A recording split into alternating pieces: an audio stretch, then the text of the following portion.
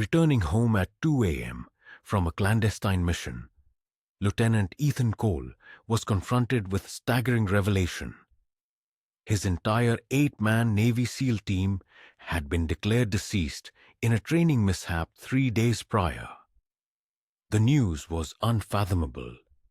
He had just seen them alive in Syria a mere 72 hours earlier. Moments later, military police stormed his residence, placing him under arrest for treason. His commanding officer, Colonel Marcus Wade, delivered a chilling whisper. "I killed your team because they knew too much. You were supposed to die with them." Now, the critical question remains. Will Ethan manage to escape this perilous predicament and establish his innocence before Wade silences him irreversibly?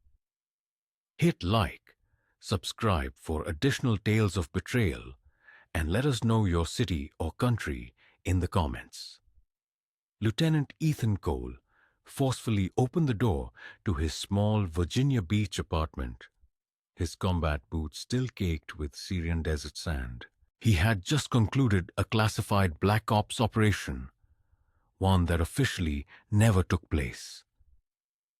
His hands trembled from 72 hours of sleepless exhaustion as he switched on the television to catch the news.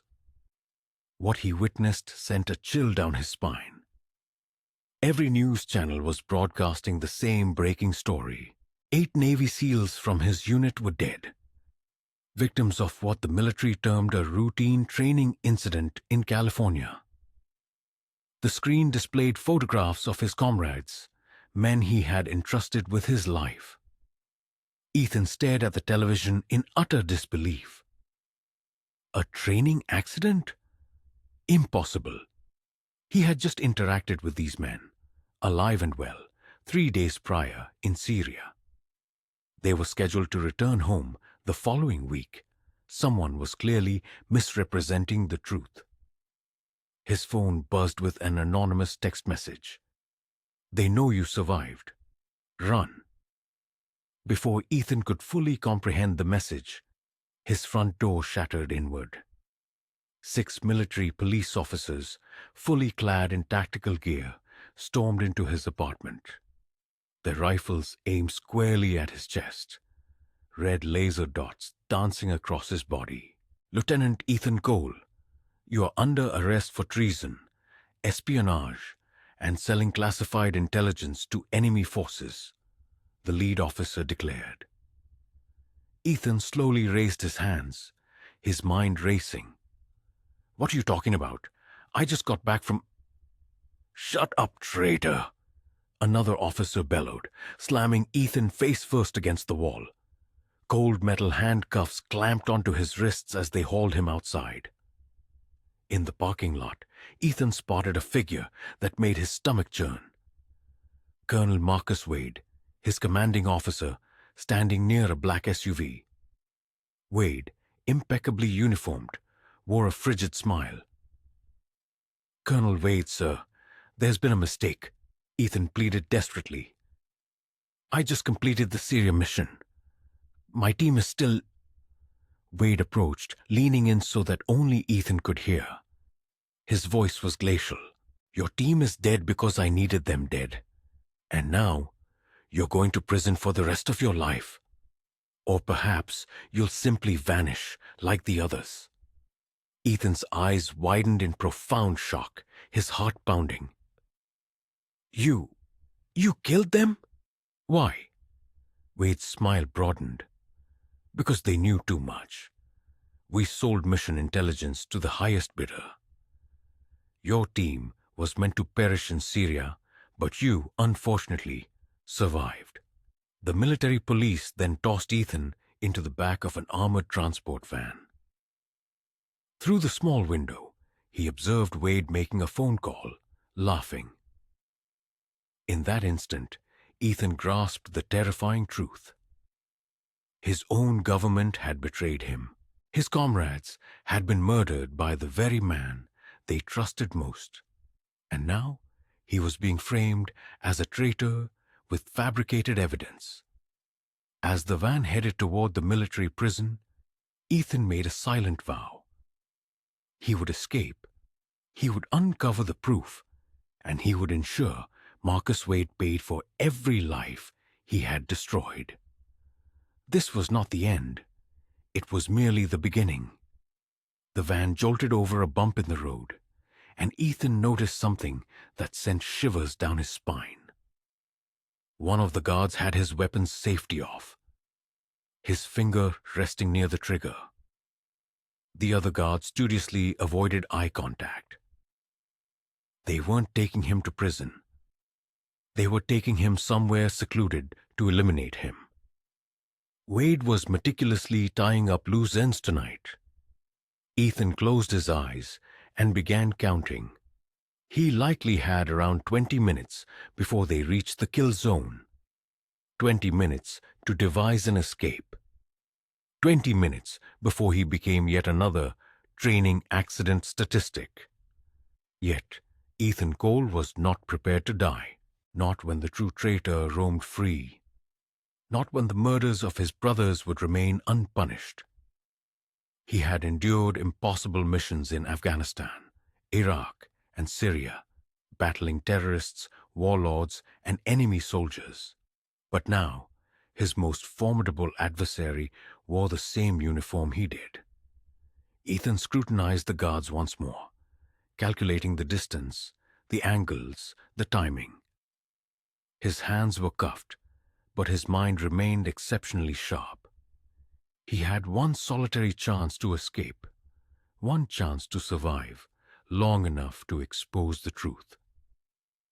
The van turned onto a desolate highway, heading away from the city. No street lights, no other vehicles. Just an empty road stretching into darkness. It was time to act. Ethan observed the guard on his left yawn and checked his watch. It was 3:15 a.m. The second guard was busy texting on his phone. A blatant breach of protocol. These weren't elite soldiers. They were a cleanup crew.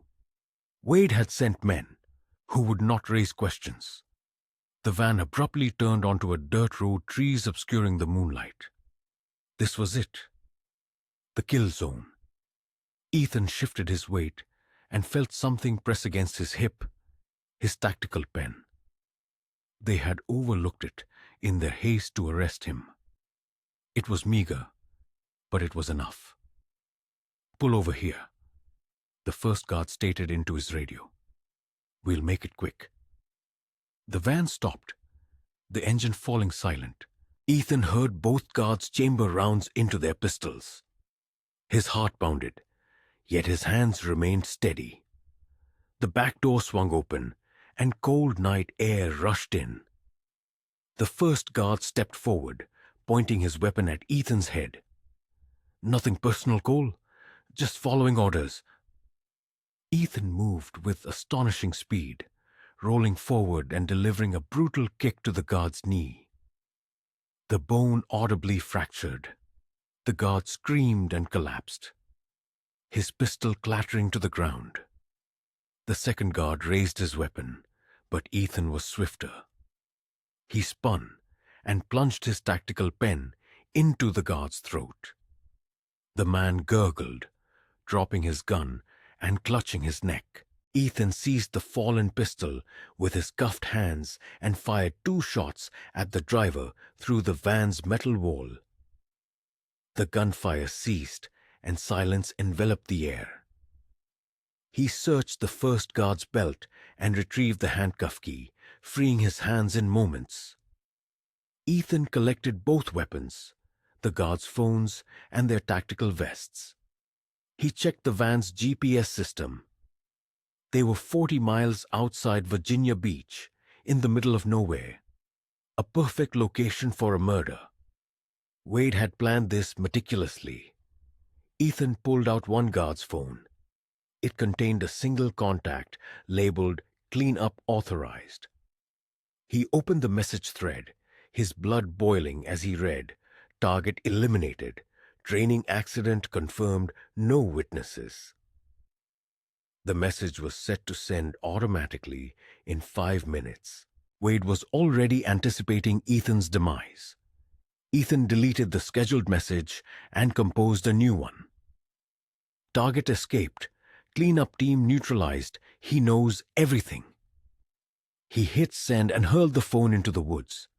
Now, Wade would panic. Good. Fearful individuals made mistakes. Ethan dragged the bodies into the van and meticulously wiped down every surface he had touched. He took their cash, weapons, and one guard's jacket, then began walking through the forest toward the highway. His mind was a maelstrom of questions. What evidence had Wade fabricated? How deeply did this conspiracy run? Who else was involved? Most importantly, where were his wife, Jennifer, and his 6-year-old daughter, Emma? Wade had claimed they were in protective custody. A blatant lie. They were hostages. Ethan retrieved his personal phone from his pocket. They hadn't confiscated it yet. He estimated he had about 10 minutes before it could be tracked. He dialed Jennifer's number. It rang once, twice. Then a man's voice answered. "Hello, Ethan. Still alive, I see." It was Wade. "Where's my family?" Ethan's voice was frigid. Wade chuckled. "Safe for now. They're at a secure facility. If you surrender, I'll ensure they're taken care of. If you run, well, accidents happen to families too. You touch them and I'll... You what? You're a wanted traitor. You just killed 3 military police officers. Every law enforcement agency in the country is searching for you. You have no proof, no allies, no hope." Ethan forced himself to remain calm. "You made a mistake, Marcus. You let me live. That's going to cost you everything." Big words from a dead man walking. "You have 48 hours before I decide your family isn't useful anymore." Tick-tock, Ethan. The line went dead. Ethan crushed his phone under his boot, scattering the pieces. Wade was right about one thing. He had no proof, but he knew precisely where to begin his search. During the Syria mission, a CIA analyst named Sarah Chun had handled their intelligence reports. She had posed peculiar questions about their mission parameters and seemed concerned about inconsistencies in their orders. If anyone possessed knowledge of Wade's corruption, it would be her. Ethan reached the highway just as dawn broke over the horizon. He flagged down a semi-truck heading north. The driver was an older man with weary eyes. "Where you headed, soldier?" the driver asked. "Washington, D.C. I can pay $200 cash." The driver looked at Ethan's stolen military jacket and the exhaustion etched on his face. He nodded. "Get in. No questions asked." As the truck sped down the highway, Ethan briefly closed his eyes, but sleep eluded him. All he could visualize were the faces of his 8 teammates. Men with families, men with futures, all murdered because they had trusted the wrong person. He pulled out the stolen cash and counted it. $300 total. Not much to initiate a war, but it would have to suffice. By now, Wade's men would have discovered the bodies in the van. The manhunt would escalate. His face would be plastered across every news channel by morning. The military would brand him a traitor who had killed his own people. Yet, Ethan possessed a singular advantage. He was expertly trained in the art of vanishing, in covert operations behind hostile lines, and in overcoming seemingly insurmountable challenges. The sole distinction now was that the adversary wore the very uniform he once honored. The truck driver activated his radio, and the morning news broadcast began. Ethan held his breath. Breaking news.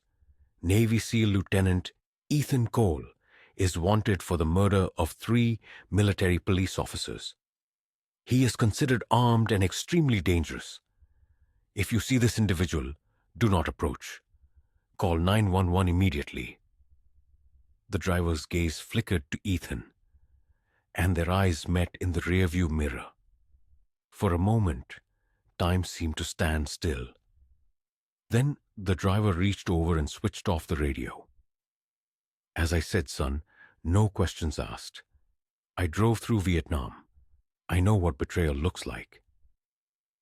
A slight burden lifted from Ethan's chest. Not all heroes wore uniforms.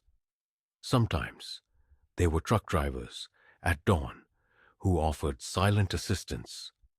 3 hours later, they arrived on the outskirts of Washington, D.C.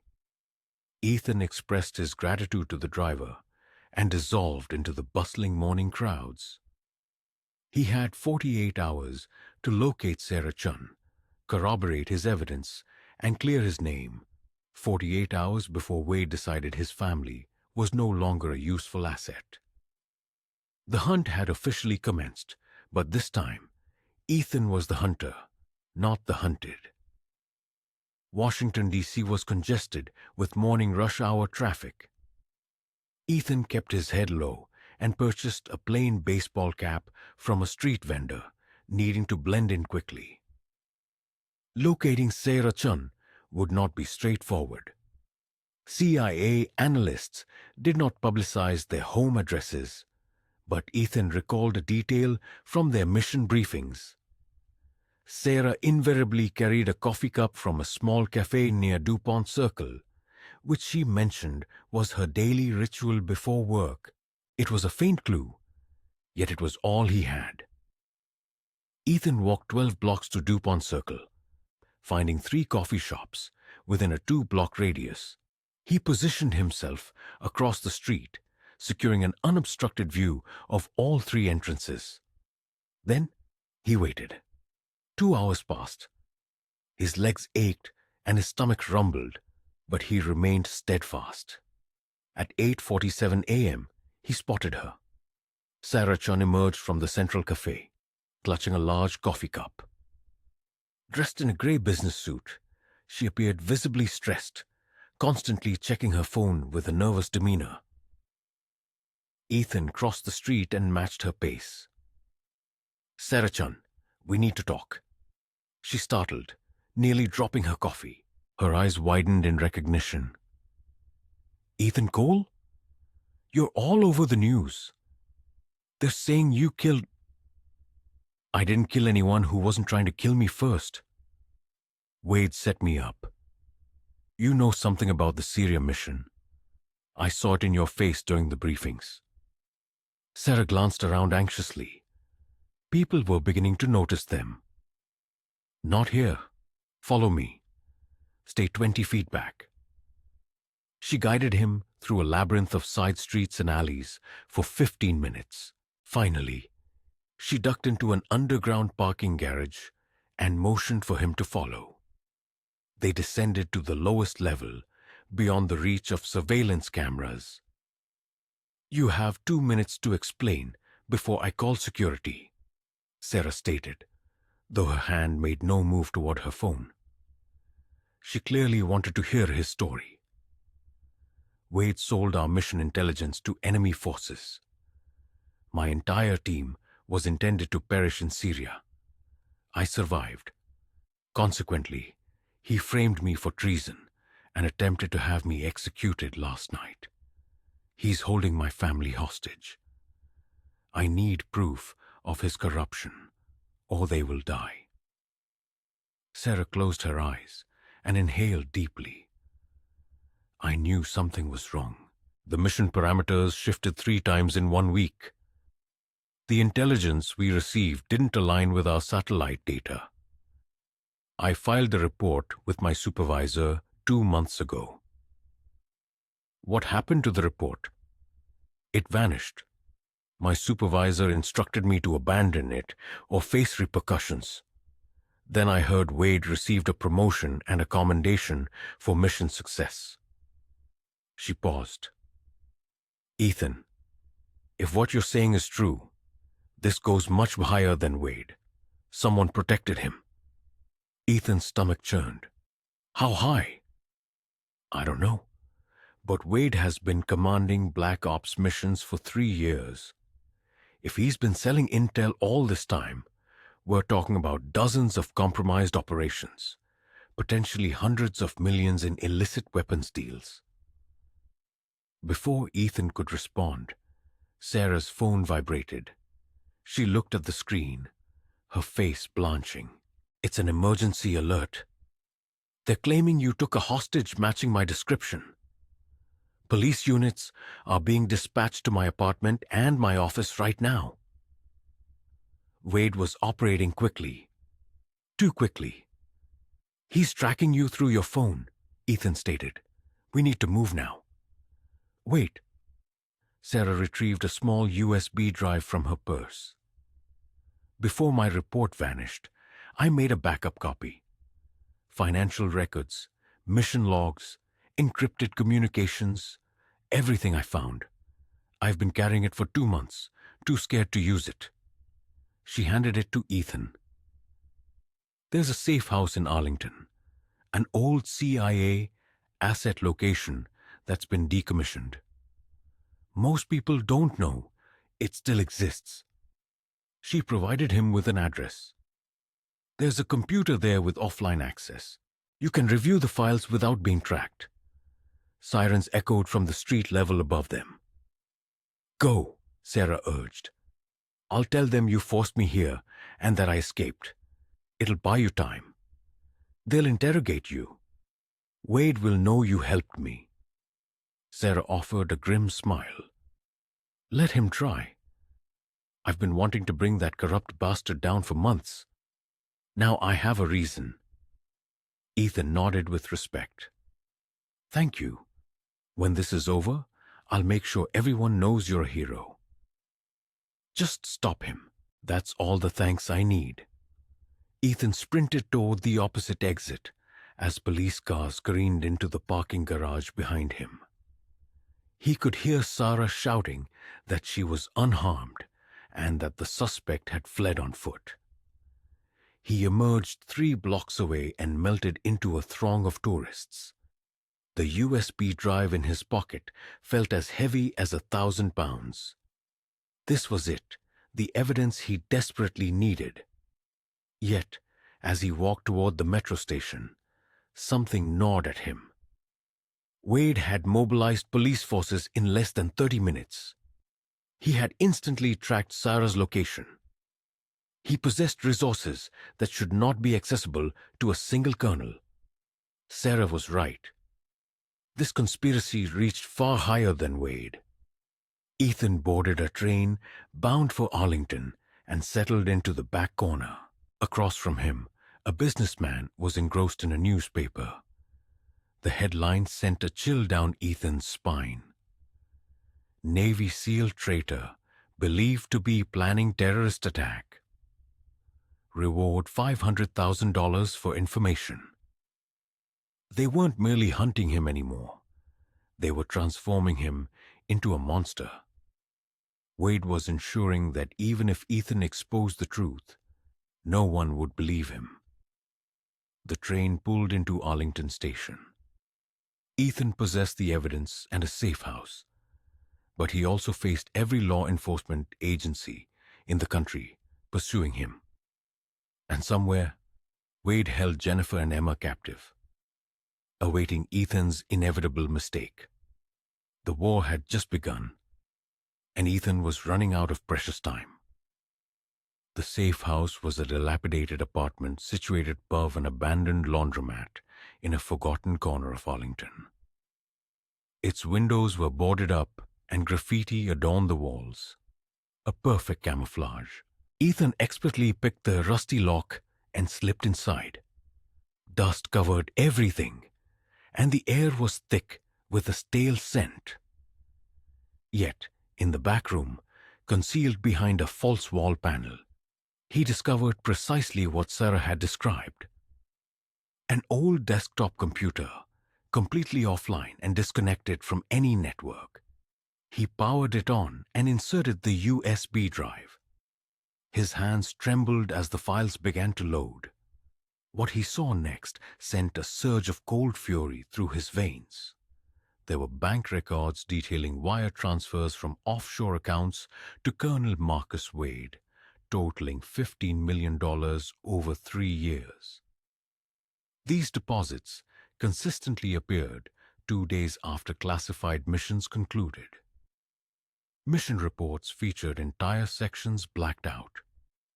Communications between Wade and an individual identified only as Executive 7 were present. Coordinates for weapons shipments to enemy territories, photographs of missile systems, classified aircraft designs, and troop movements painted a damning picture. Wade had not merely betrayed one mission. He had compromised dozens. Ethan scrolled through the list of operations: Somalia, Yemen, Afghanistan, Iraq, Syria, each one marked with the same unsettling pattern. Mission compromised. Higher casualties than expected. Enemy forces had advanced warning. Then he stumbled upon a file that made his breath catch. Loose Ends Protocol. Inside were 23 names, all Special Forces operators who had served under Wade. Next to each name was a date and status.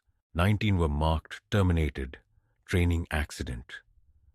3 were marked terminated, combat loss. Only one was marked active threat, Ethan Cole. His 8 teammates from Syria were on this list, but they weren't the first. Wade had been systematically murdering American soldiers for 3 years to cover his tracks. Ethan's hands clenched into fists. This transcended mere corruption. It was mass murder. He continued reading, uncovering communication logs between Wade and Executive 7. The messages were coded, but Ethan's intelligence training allowed him to decipher them. Package delivered. Buyers confirmed. Eliminate witnesses as discussed. Mission parameters changed. Ensured no survivors from Alpha Team. Loose End from Yemen operation neutralized. Family believes training accident story. These individuals were discussing American lives as if they were nothing more than business expenses. Ethan copied everything onto a second USB drive, a crucial backup in case anything went awry. Then he found the most damning file of all, a video recording. He clicked play. The footage depicted Wade in an opulent hotel suite, meeting with 2 men in suits. One was Middle Eastern, the other Russian. They exchanged briefcases. The next shipment arrives a Tuesday, Wade stated in the video. 20 Javelin anti-tank missiles. The price is $8 million. The Russian men smiled. And the American soldiers who might interfere? Wade's expression remained impassive. They won't be a problem. I'll make sure they're in the wrong place at the wrong time. The Middle Eastern man nodded. Like the SEAL team in Syria? Exactly like that, Wade affirmed. Clean, efficient, no questions asked. The video ended. Ethan leaned back in shock. Wade had just confessed to orchestrating the murder of his own team on camera. He possessed all the critical information he required. Yet, an undeniable truth quickly confronted him. He held the evidence, but lacked any viable means to present it. Every governmental agency was actively pursuing him. Should he present himself at FBI headquarters, he'd face immediate arrest before uttering a single syllable. Wade would ensure the evidence simply vanished. He urgently needed an individual of significant authority, someone beyond Wade's influence, who would genuinely listen. Ethan's mind drifted back to his time in the Navy, recalling Admiral Richard Stone, the esteemed head of Naval Special Warfare Command. Stone was a formidable, principled man with zero tolerance for any form of corruption. 3 years prior, Stone had personally commended Ethan with a Silver Star. If anyone would lend an ear, it would undeniably be Stone. However, Stone was based at the Pentagon, making entry virtually impossible. With his image plastered on every wanted poster in the metropolis, Ethan was still contemplating his predicament when the sounds of multiple, strategically moving footsteps outside reached his ears. His instinct screamed immediate danger. He quickly seized both USB drives and his illicit firearm. Through a narrow gap in the boarded-up window, he observed 6 men in tactical gear encircling the structure. These were not local police. They were military contractors. WDE's private assassination squad.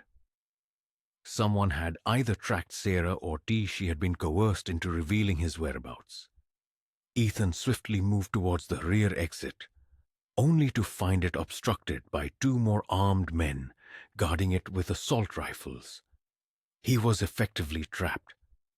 The front door suddenly exploded inward, followed by flash grenades that inundated the room with blinding light and deafening noise. Ethan instinctively dove behind a concrete support beam as a hail of bullets shredded the surrounding walls. He returned fire, managing to fell one assailant, then another. However, the sheer number of attackers was overwhelming. A bullet grazed his shoulder, igniting a searing pain through his arm, yet he persisted in firing. His pistol clicked empty. With his ammunition exhausted, the gunfire abruptly ceased. Heavy boot falls rapidly approached his position. A voice boomed, "Cole, you are surrounded. Surrender your weapon and the USB drives. WDE states that if you cooperate, your family will be spared. You have my word." Ethan pressed his back against the concrete beam, blood trickling down his arm. He gazed at the 2 USB drives clutched in his hand, the crucial evidence that could meticulously expose everything, the irrefutable proof that 23 American heroes were systematically murdered by their own commanding officer. If he relinquished the drives, Wade would inevitably eliminate him and his family anyway, tying up loose ends. Should he resist, he would certainly perish here, and the evidence would be obliterated, ensuring Wade's victory. He urgently required a third option. Ethan's attention was drawn to something specific. Ancient gas lines coursing through the walls of the dilapidated building, likely leaking. A faint, yet discernible, scent of gas permeated the air. A grim smile touched his lips. Sometimes, the only escape route was through fire. He produced the lighter he had confiscated from a guard's pocket the previous night, flicking it once. The small flame danced, illuminating the oppressive darkness. "Last chance, Cole," the voice outside bellowed. Ethan retaliated with a shout. "Tell Wade I'll see him in hell." He hurled the lighter toward the gas line and lunged at full speed towards the weakest section of the wall. The building erupted in a massive fireball behind him. Ethan crashed through the compromised wall as flames consumed the structure, landing hard and rolling into the adjacent alleyway. Debris rained down around him. Screams emanated from within as Wade's men struggled to escape the inferno. He didn't linger to ascertain who survived. He simply ran. His shoulder throbbed where the bullet had grazed him, and blood seeped through his stolen jacket. But the USB drives remained securely in his pocket. That was all that truly mattered. 3 blocks away, he slipped into a public restroom and locked the door. He tore off his jacket, examining the wound. The bullet had carved a deep furrow across his shoulder muscle, But fortunately, it had not struck bone. He packed it with paper towels, then tightly wrapped it with his shirt sleeves. It would have to suffice. Ethan stared at his reflection in the cracked mirror. His face was streaked with soot and blood, his eyes hollow from sheer exhaustion. He appeared precisely as Wade wished everyone to perceive him. A perilous criminal. After washing his face and hands, he retrieved a discarded hoodie from the trash. Not ideal, but it would aid him in blending in. His mind raced through possibilities. The evidence was irrefutable, but delivering it to Admiral Stone now seemed insurmountable. Wade would undoubtedly have the Pentagon under stringent lockdown. Then Ethan recalled a detail from the files. WDE's weapons smuggling operation. The next shipment was slated for Tuesday, that very night. If Ethan couldn't expose WDE's transgressions through evidence alone, he would apprehend him in the act. He exited the restroom and located an electronics store. Using his last $100, he purchased a burner phone. He then called the sole individual who might yet assist him. Sarah answered immediately. "Ethan, I saw the explosion on the news. Are you—" "I'm alive. Did they harm you?" "They interrogated me for 2 hours, but I maintained my story. They lack proof I helped you." She paused. "The files, do you still have them?" "Yes, both copies." "Sarah, I require one more favor. The weapons shipment tonight.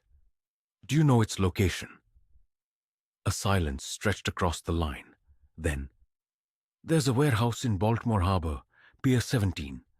I observed logistics reports for a midnight transfer. Ethan, if you go there alone, you'll die." "I have no alternative. Wade won't cease until I'm dead and the evidence is buried. I must catch him red-handed." "Then you require backup." Sarah's voice was resolute. "I'll make some calls. There are others who suspect— Wait, individuals whose investigations were suppressed. Grant me 2 hours." Ethan checked his watch. It was 2 p.m. The shipment was scheduled for midnight. 2 hours, then I'm going, with or without assistance. He terminated the call and crushed the phone. Wade might be tracking Sarah's communications. Ethan spent the subsequent hours acquiring supplies. A black tactical vest from a military surplus store, a first aid kit from a pharmacy, wire cutters, and a digital camera from a hardware store. His plan wasn't to simply halt the shipment. He intended to meticulously document it. He aimed to capture photographs of Wade interacting with the weapons and the buyers. Undeniable proof. At 4 p.m., a new burner phone buzzed in his pocket. A text message from an unknown number. "Red pickup truck, corner of 5th and Madison. Keys under mat. Friend of Sarah." Ethan located the truck exactly as described. Inside, he discovered something even better than he had hoped. Night vision goggles, a suppressed pistol with 3 magazines, and a high-resolution camera equipped with a telephoto lens. Someone with military connections was clearly aiding him. He drove towards Baltimore as the sun dipped below the horizon.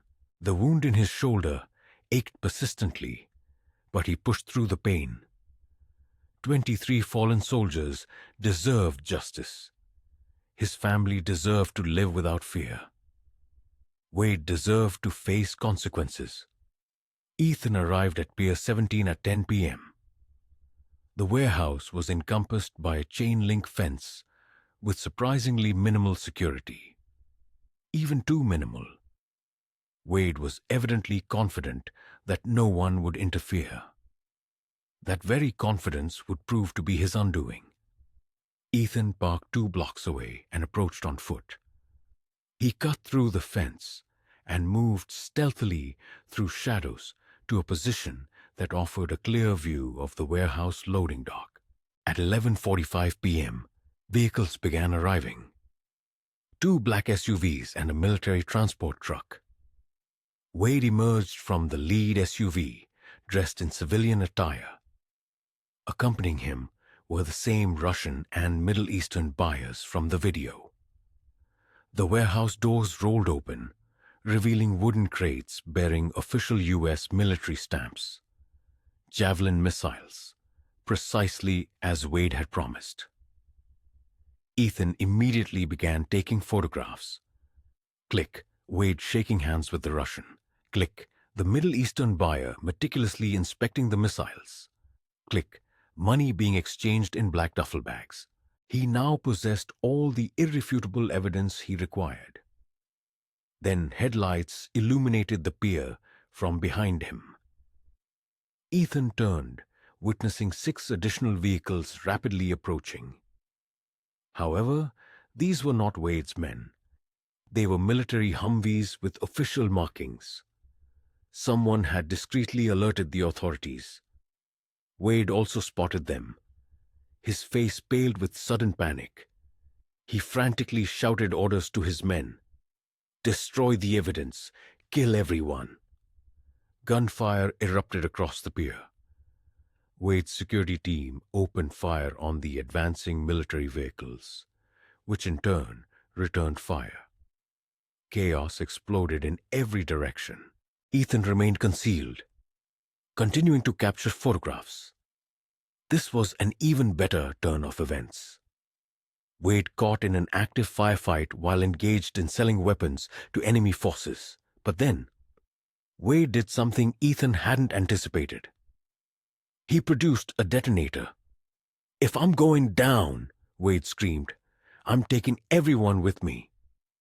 Ethan's blood ran cold. Wade had evidently rigged the missiles to explode. The resulting blast would level the entire pier and undoubtedly kill dozens of American soldiers.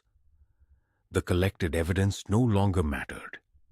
Ethan had mere seconds to avert a catastrophic disaster. He raised his pistol, aiming at Wade across 50 yards of open ground. One shot, one chance. He pulled the trigger. The bullet struck Wade's hand with precision. The detonator flew through the air, splashing into the harbor water. Wade screamed, clutching his bleeding hand. Ethan sprinted towards the warehouse as gunfire continued ceaselessly around him. Military forces were rapidly closing in on WDE's position. This was his singular opportunity. He tackled Wade from behind, slamming him face first onto the concrete. "It's over, Marcus," Wade, despite the pain, managed a laugh. Blood dripped from his shattered hand. "You truly think you've won? You're still a wanted traitor. No one will believe you." "They will when they see these," Ethan declared, holding up the camera. "Every photo, every transaction, your entire operation meticulously documented." Wade's smile faltered, replaced for the first time by genuine fear. Military police surrounded them, weapons drawn. A tall officer stepped forward, commanding, "Both of you, hands up now." Ethan slowly raised his hands. "I'm Lieutenant Ethan Cole. This man is Colonel Marcus Wade. He's been selling classified weapons to enemy forces. I possess evidence." "Save it for interrogation," the officer barked. "You're both under arrest." They were separated and hustled into different vehicles. As they drove away, Ethan observed the warehouse being secured.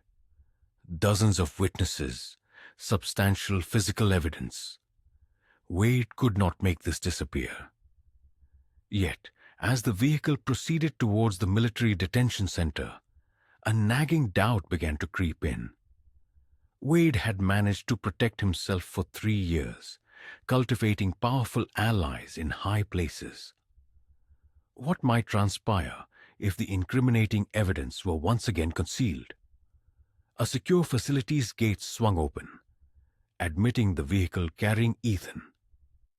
Once inside, he underwent processing, was photographed, and subsequently confined to an interrogation room.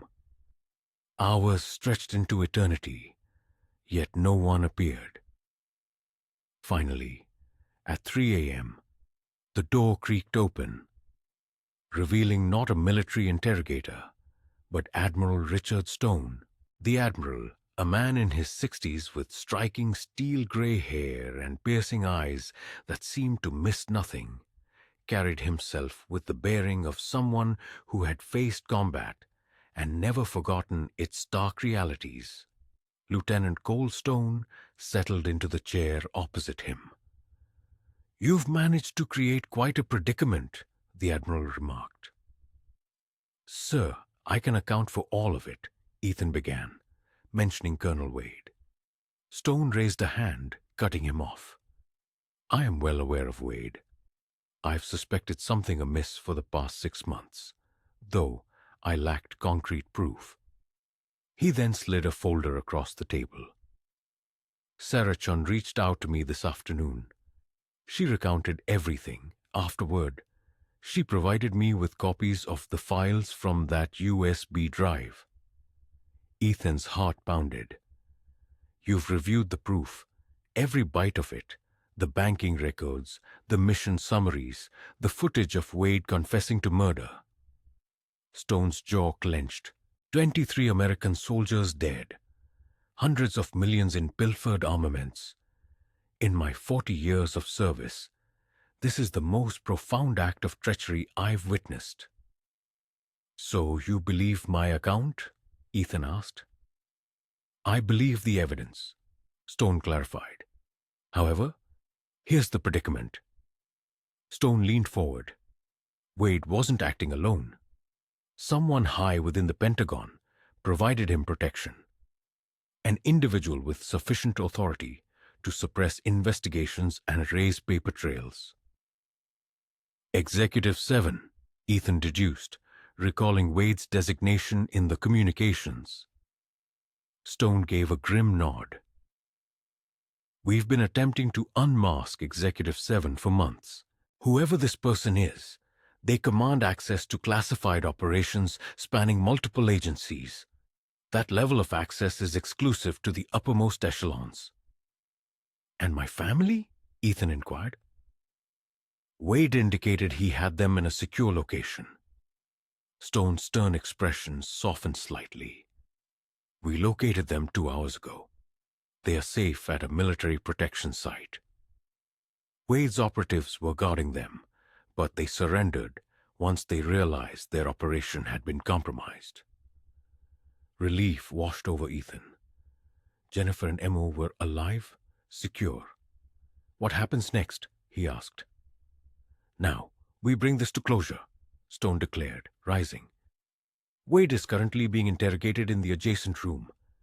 He remains silent, but his second-in-command, a man named Victor Hayes, is cooperating fully. He's providing us with names, locations, everything." "Will that be sufficient to apprehend Executive 7? Ethan questioned. "It's a start, but Wade had a contingency plan. Should his operation ever be exposed, he had orders to execute one final mission, something monumental enough to divert attention from the investigation and give Executive 7 the opportunity to disappear." Ethan stood up. "What kind of mission?" Stone's face was grave. "We don't yet know, but according to Hayes, it involves a terrorist assault on American soil. Wade's men have been strategically positioned for weeks. The attack is scheduled for tomorrow morning." "Where?" Ethan demanded. "That's precisely what we need Wade to divulge," Stone stated. "And he refuses to speak to anyone, except perhaps you." Ethan grasped the implication. "You want me to interrogate him?" "I want you to compel him to reveal the location of the attack." Stone's voice was frigid. "Whatever it takes. Wade murdered your comrades. He threatened your loved ones. He shattered your existence. If anyone merits 5 uninterrupted minutes with that traitor, it is you. Ethan followed Stone down a corridor to another interrogation room. Through the one-way mirror, he observed Wade, calm and composed despite his bandaged hand. "You have 10 minutes, Stone instructed. We'll be monitoring. Try not to end his life.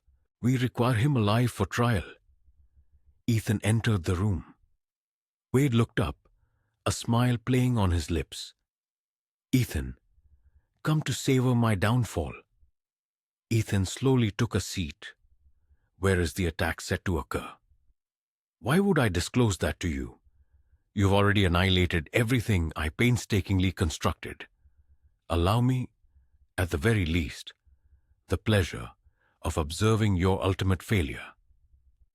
Your scheme is defunct.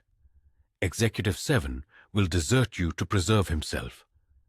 You will spend the remainder of your life incarcerated in a military prison."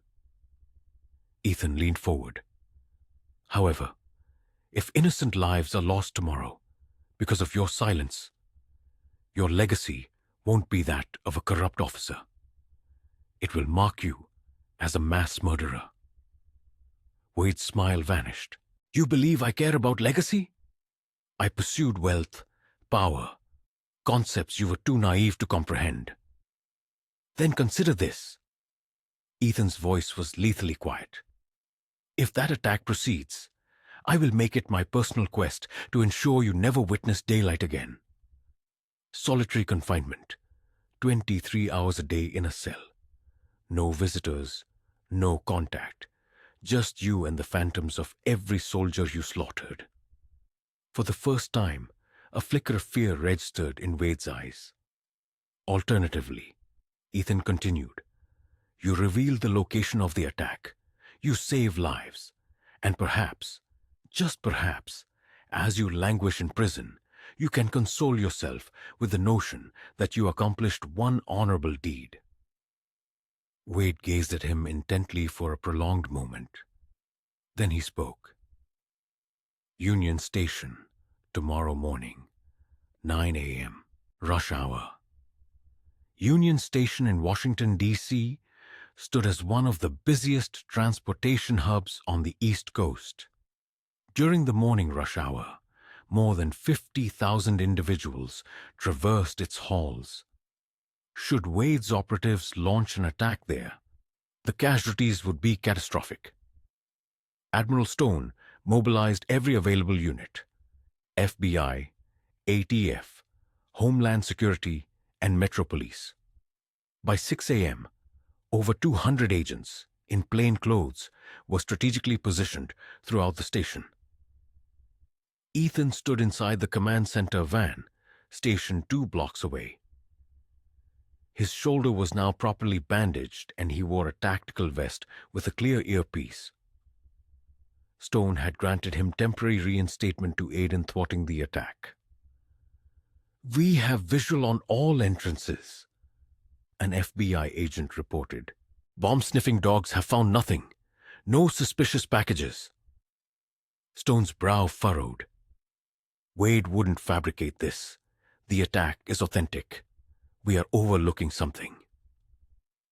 Ethan scrutinized the station blueprints spread across the table. Union Station comprised multiple levels. Train platforms below ground, the main hall at street level, shops and restaurants on the upper floor, and maintenance tunnels connecting everything. The tunnels, Ethan uttered suddenly. They wouldn't approach from the front. They'd utilize the maintenance access. Stone immediately radioed. "All units, concentrate on maintenance access points. An underground approach is probable." At 8:15 a.m., a maintenance worker transmitted a report. "I've spotted 4 men in utility uniforms near the south tunnel entrance. They're carrying sizable equipment cases. Something feels amiss." "Do not engage," Stone commanded.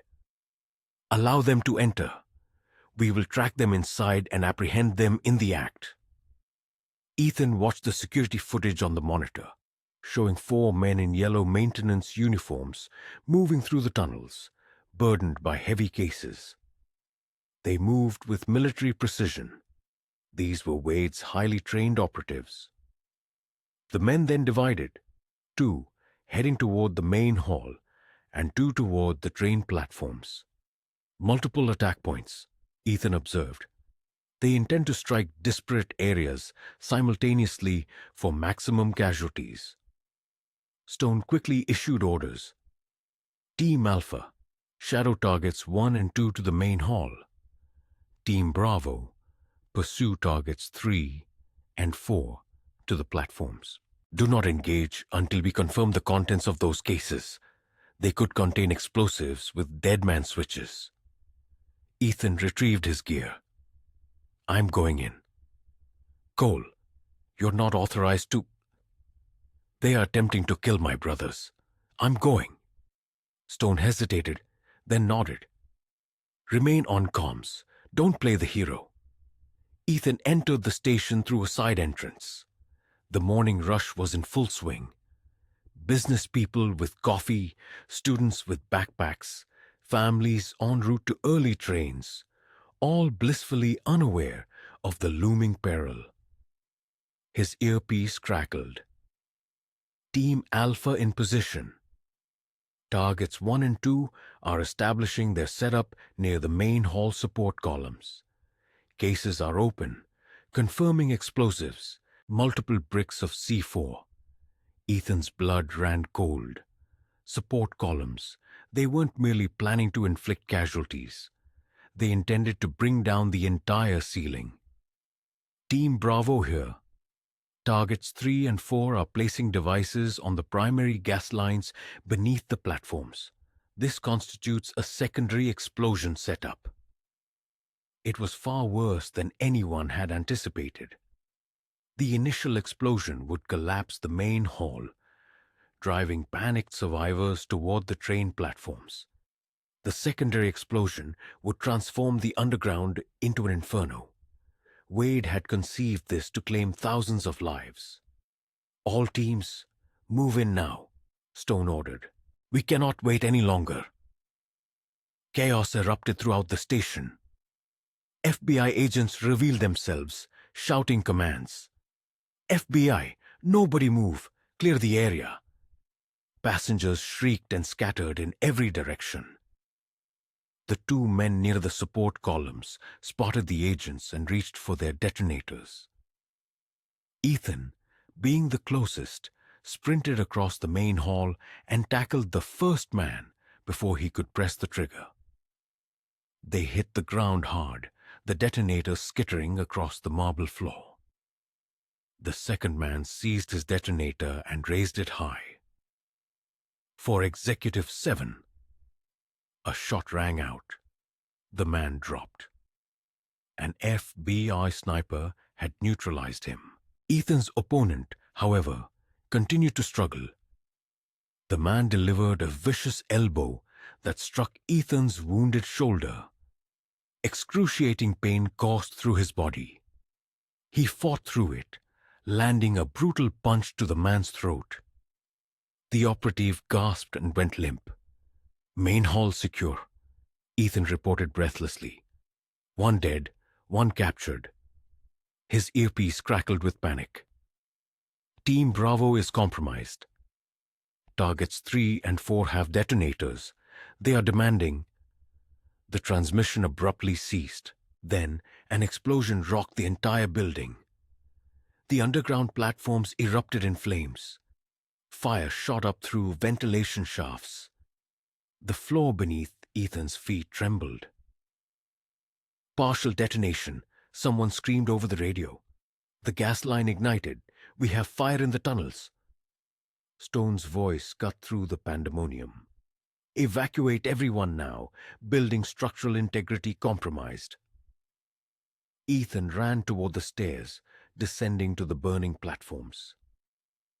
FBI agents were struggling to restrain panicked civilians. There are people trapped down there, a woman shrieked. Ethan pushed past the agents and plunged into the smoke and heat. The tunnel was consumed by fire.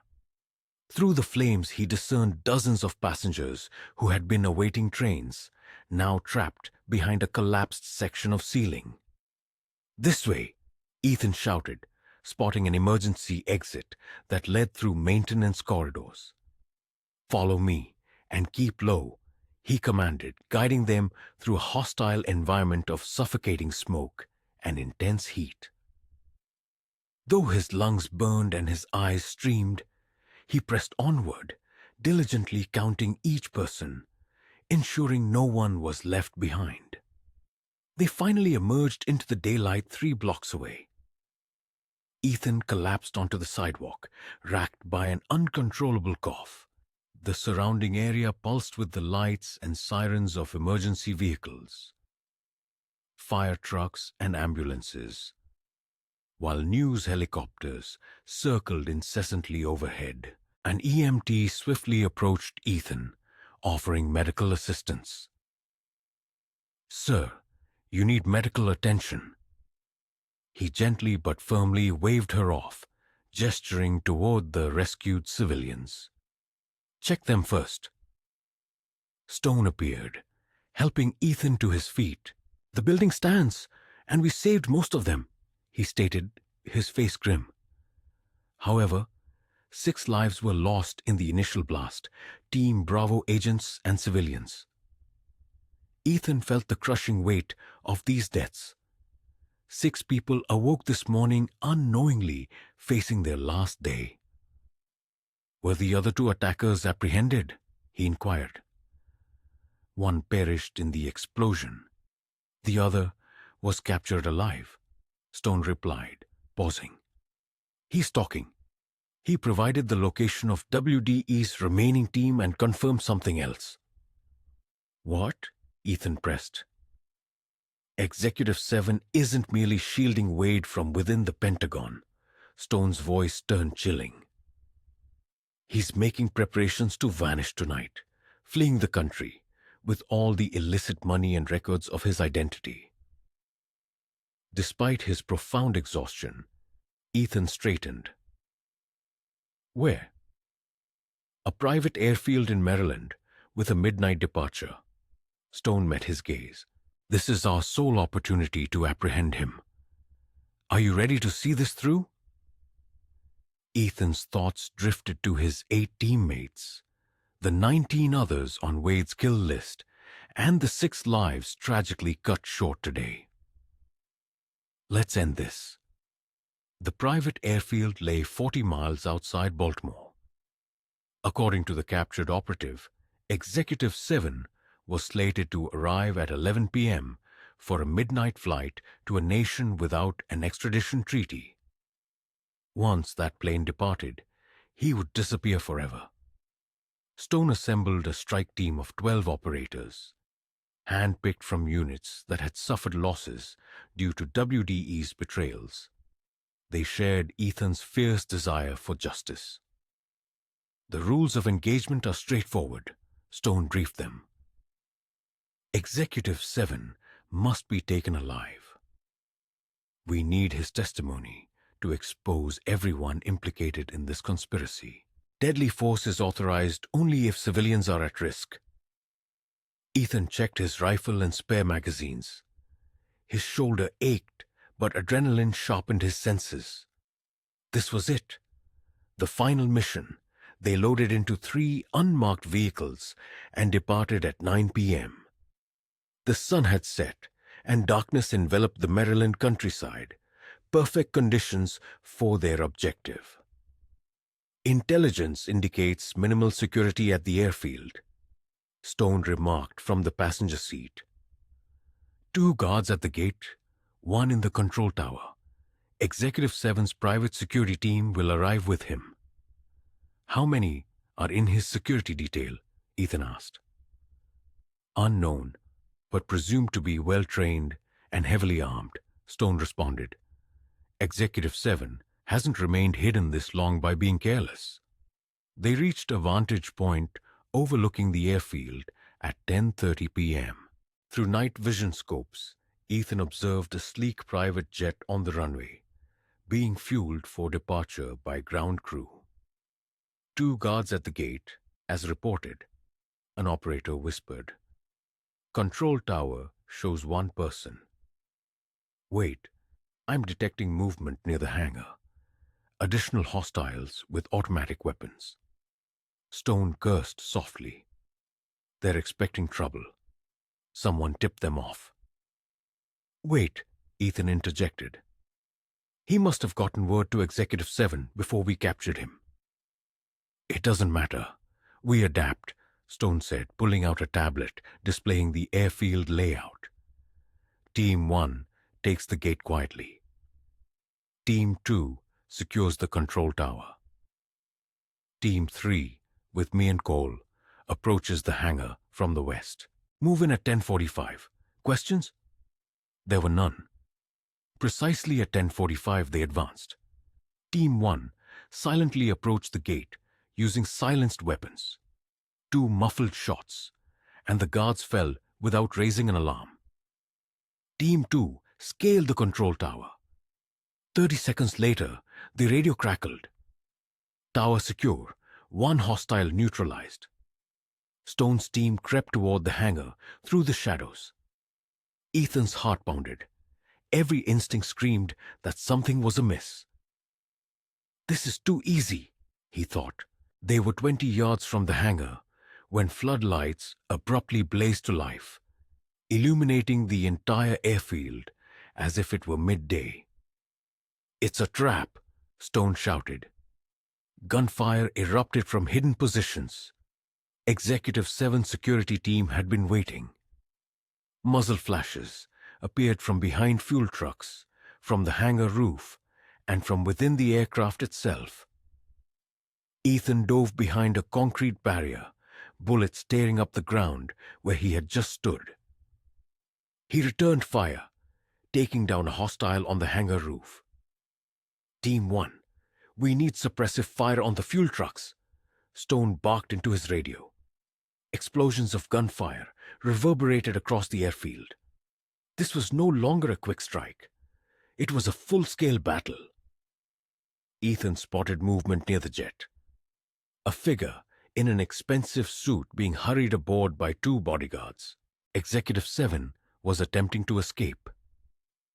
He's boarding the plane, Ethan yelled.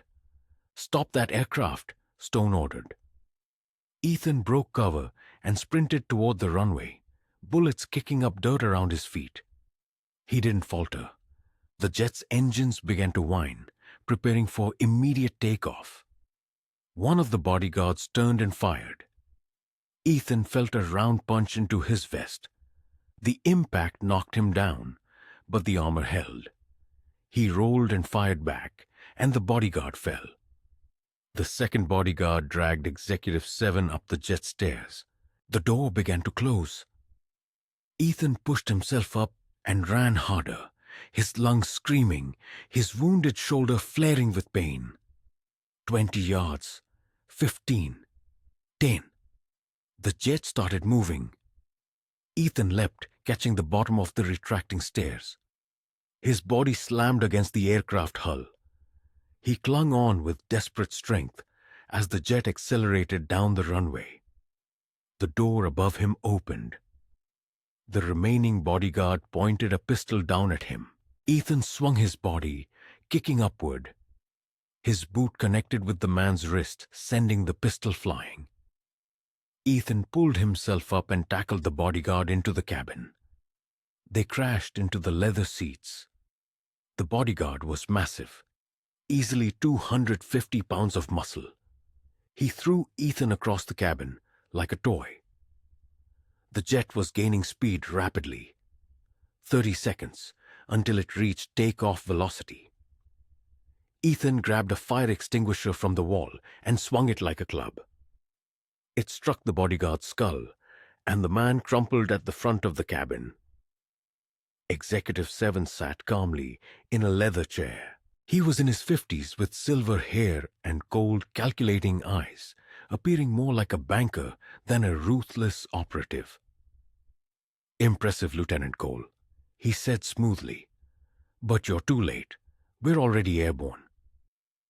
Ethan looked out the window. The ground was receding. They were in the air. Executive 7 smiled. The pilot has orders to fly to international waters.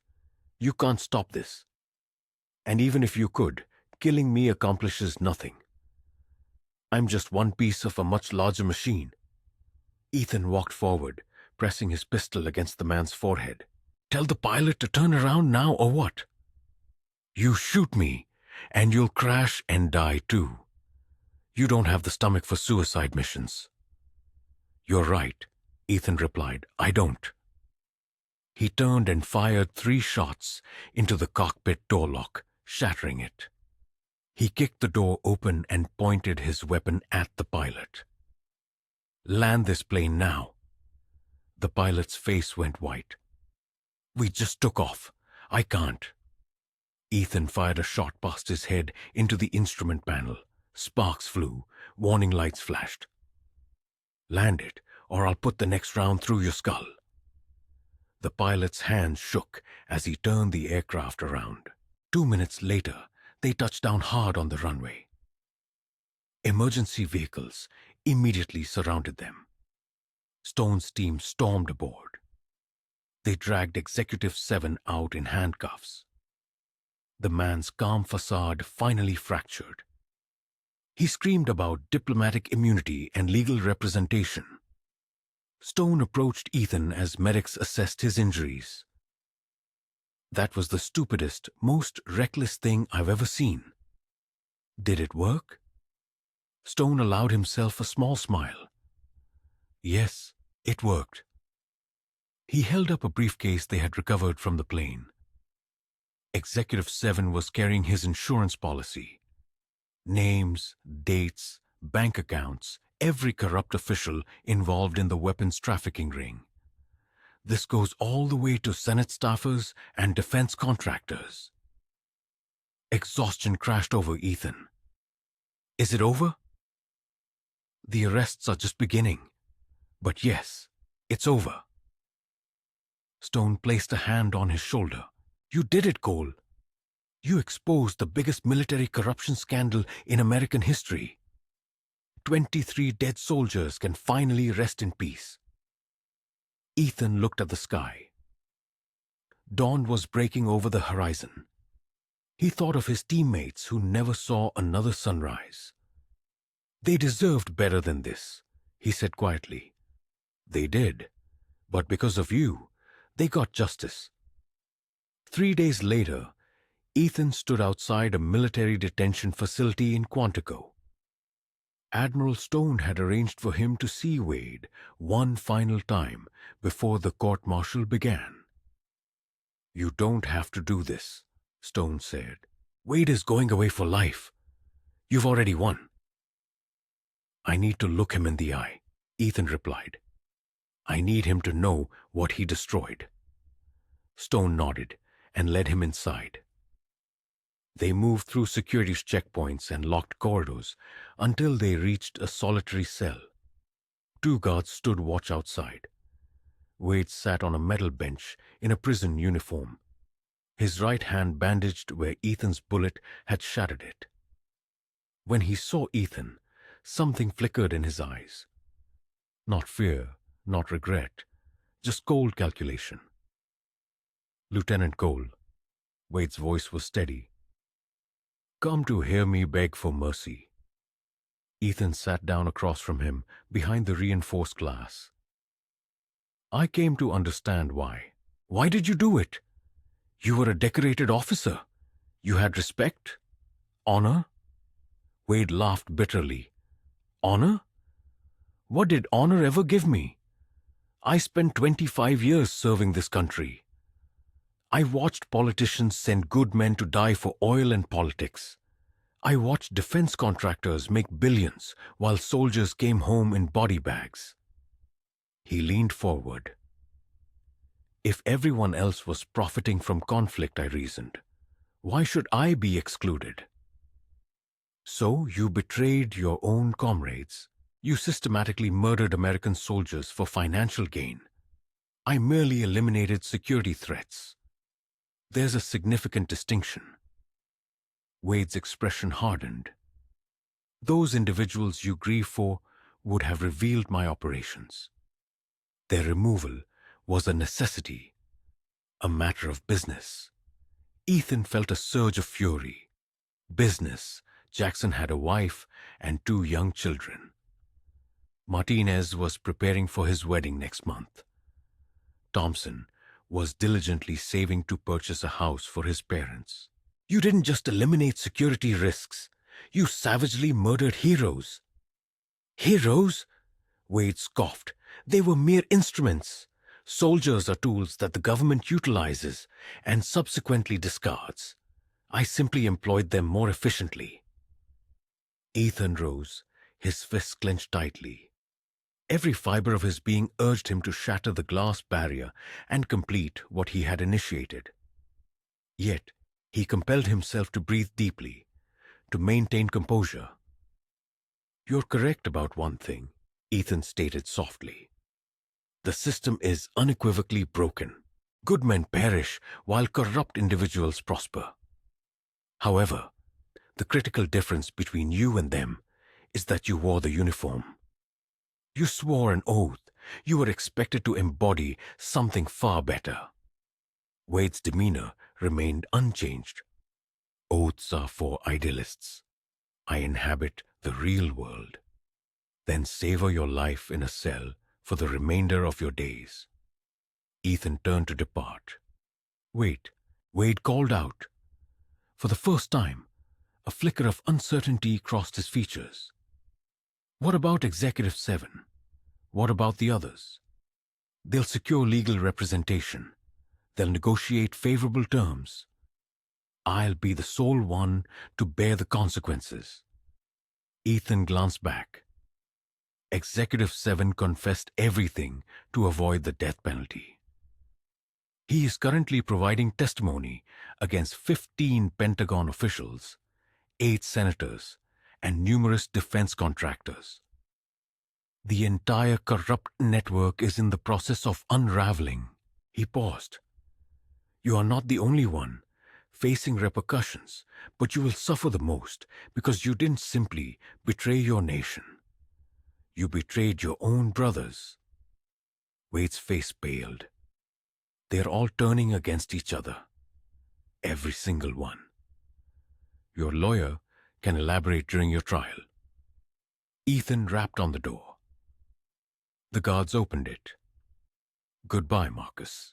May those 23 ghosts haunt you every night for the rest of your wretched existence. He walked out, never looking back. Stone awaited him in the hallway. Feeling better? No, Ethan conceded, but it was a necessary action. They drove to a different facility across the base. This particular one was a family housing unit under military protection. Stone halted outside a quaint cottage. They're inside, Stone announced. I'll afford you some privacy. Ethan's hands trembled as he approached the door. He had not seen Jennifer and Emma since this nightmare began. He was uncertain of their condition or the trauma Wade's men might have inflicted. He knocked. The door opened. Jennifer stood there, tears cascading down her face. She appeared utterly exhausted, yet unharmed. Behind her, Emma peeked out, clutching her stuffed bear tightly. Ethan, Jennifer whispered. He found himself unable to speak.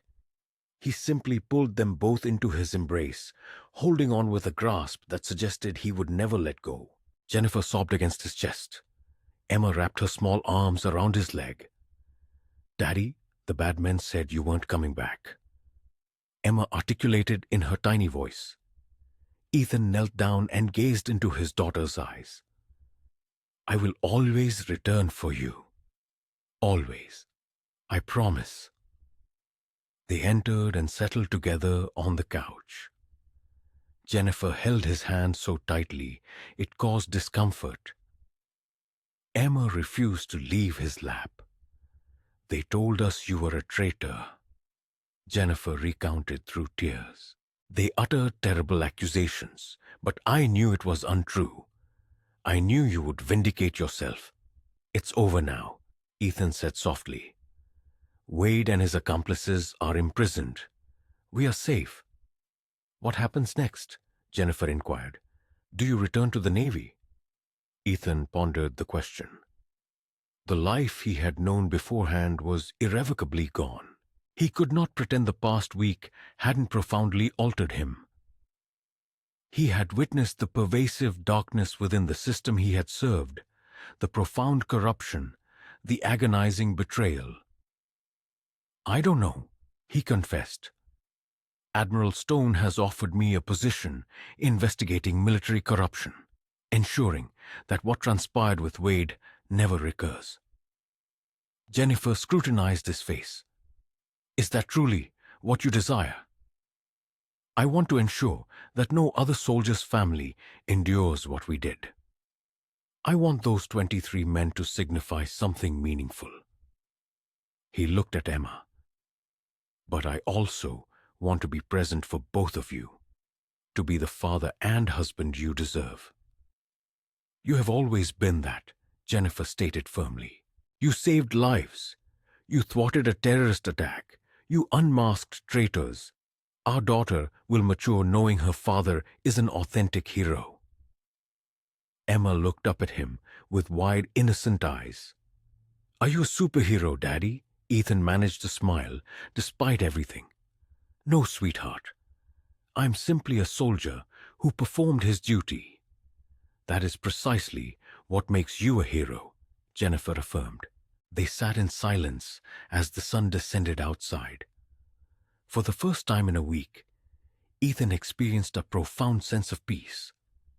The conflict was over. His family was secure. Justice had been rendered. Yet, in the periphery of his mind, he understood this was merely the genesis.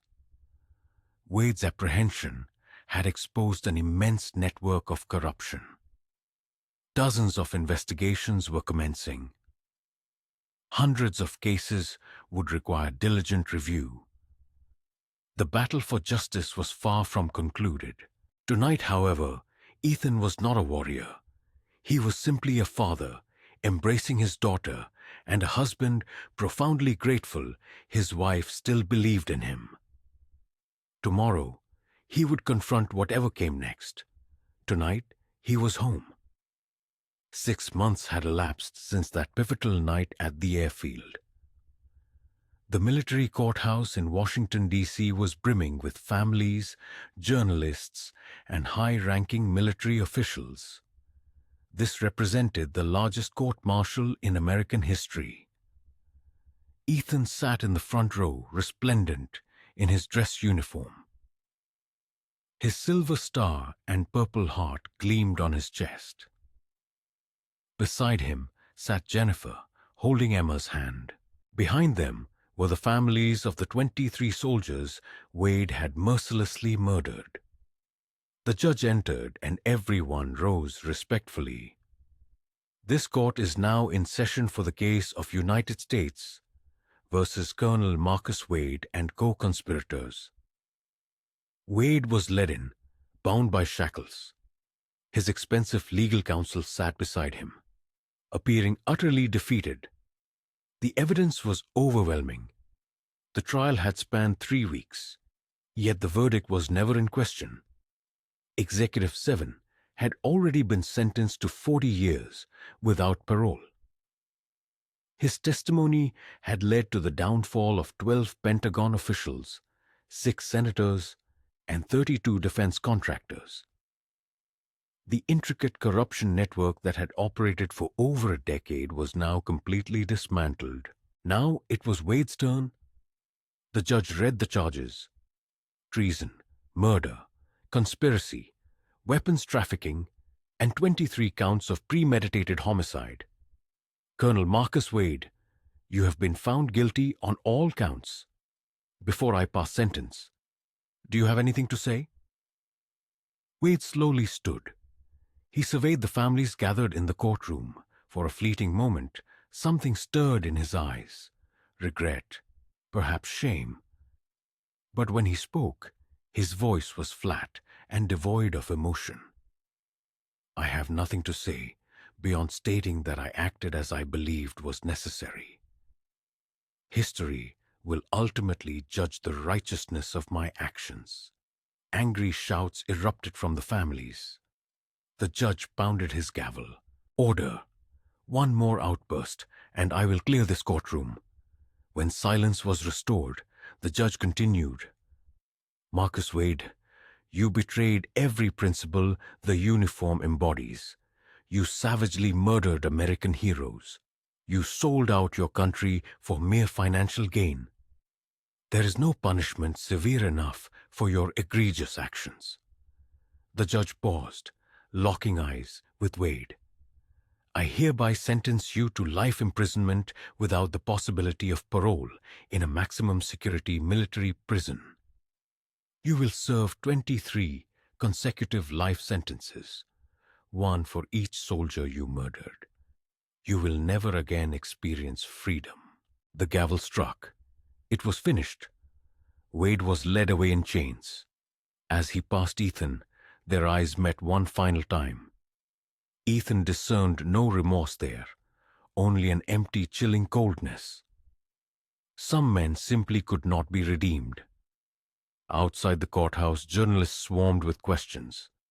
Admiral Stone stepped forward to address them. Today, justice has been served.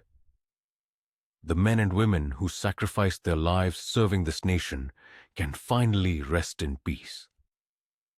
Their families have found closure, and the American people can trust that corruption within our military will not be tolerated. A reporter called out, "What about Lieutenant Ethan Cole?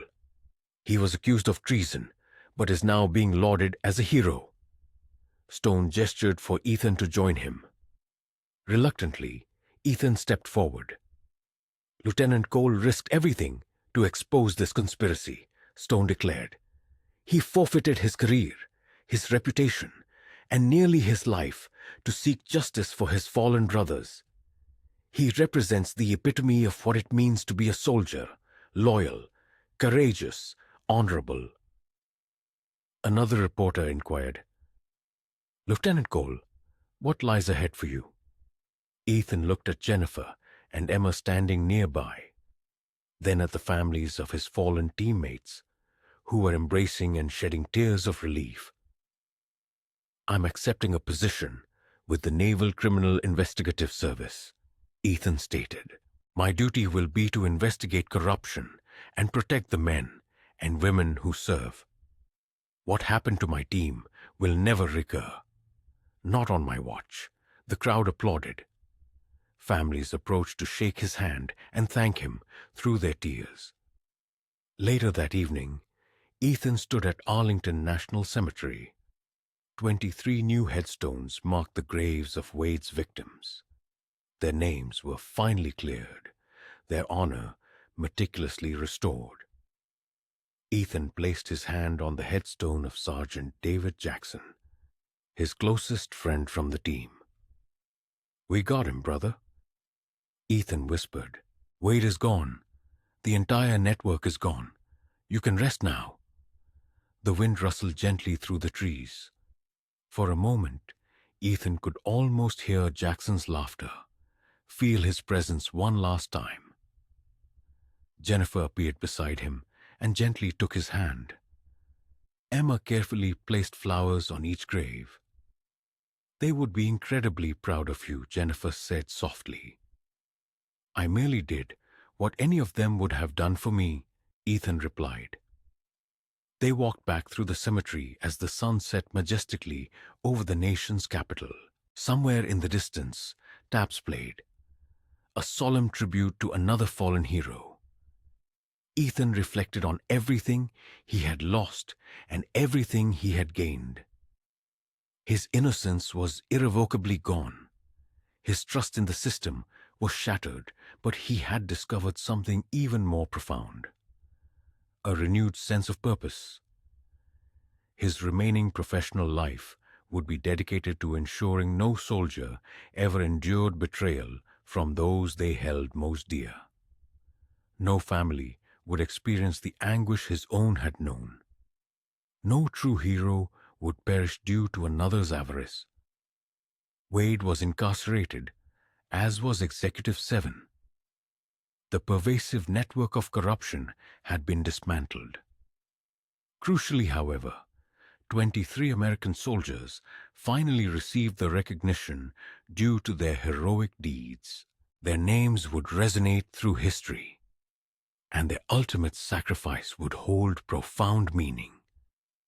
As Ethan departed Arlington with his loved ones, he made a final solemn vow to his fallen comrades. Your legacy isn't defined by your death, but by your honorable service, and I will ensure that fact is never forgotten by the world. The gates of Arlington closed behind them, and as night descended upon the hallowed grounds, the memory of these heroes would perpetually radiate. Justice had been secured, the arduous struggle had concluded, and Lieutenant Ethan Cole could, at last, return home. Now, a question for you, my incredible listeners. Have you ever encountered a situation where you had to stand in solitude against overwhelming odds to uphold what was right? What actions would you take if everyone you relied upon turned against you? Please share your reflections in the comments section below. I am truly eager to understand your viewpoint, and if this narrative gripped you, if Ethan's pursuit of justice resonated with you, then remember to press that like button and subscribe to this channel. Your invaluable support means everything and enables me to deliver more captivating stories to you. In the comments, tell me what genres of stories you'd like to hear next. More military thrillers, tales of retribution, missions brimming with action, or special forces operations.